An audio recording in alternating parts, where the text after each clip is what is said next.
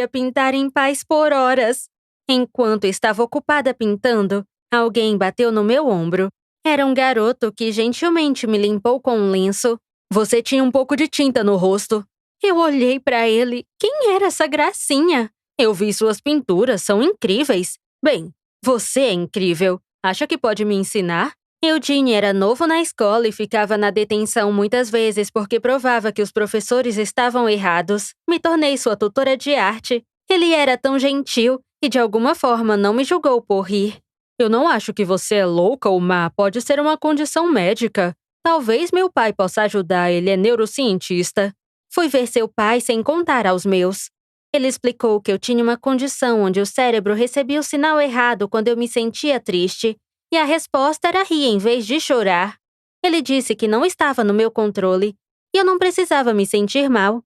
Uma semana depois, Eugene fez um adorável cartão pintado à mão para me pedir para sair com ele, e eu disse sim. Um dia estava no meu armário quando Eugene veio correndo animado com um pôster para um concurso nacional de arte. Você tem que entrar, Sarah. É muito talentosa, tenho certeza que pode ganhar. Então ouvi a voz desagradável de Mônica.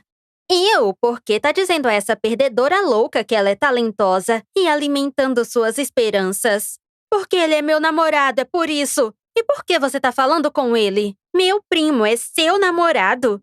Você tá louca, cérebro de ervilha? É a minha vez de rir de você. Mas pra mim já tinha sido suficiente. Puxei Eugene e lhe dei um longo beijo no meio do corredor.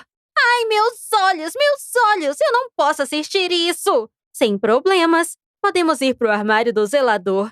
E com isso eu arrastei para o armário, enquanto todos gritavam. E claro, fomos detidos de novo, mas a gente não se importava, era nosso lugar feliz. Comecei a me concentrar na próxima competição e estava muito animada para isso. Com meu Instagram de vendas fiz dinheiro suficiente para comprar materiais bons. No dia da competição, assim que comecei a desempacotar meus suprimentos, sabia que algo estava errado. Eu comecei a rir.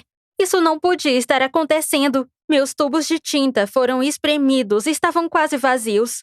Eu vi Mônica me encarando com um sorriso maligno. Eu não podia desistir. Ela não ia me derrubar. Eu fiz o melhor que pude com o que eu tinha. E, milagrosamente, eu ganhei. Mas quando saí com meu troféu e meu cheque, Mônica veio até mim. Você acha que pode enganar todos, mas eu sei que você é uma fraude. Eu estava pensando quem era que comentava no seu Instagram e comprava seus quadros. E bem, eu rastreei. Todo esse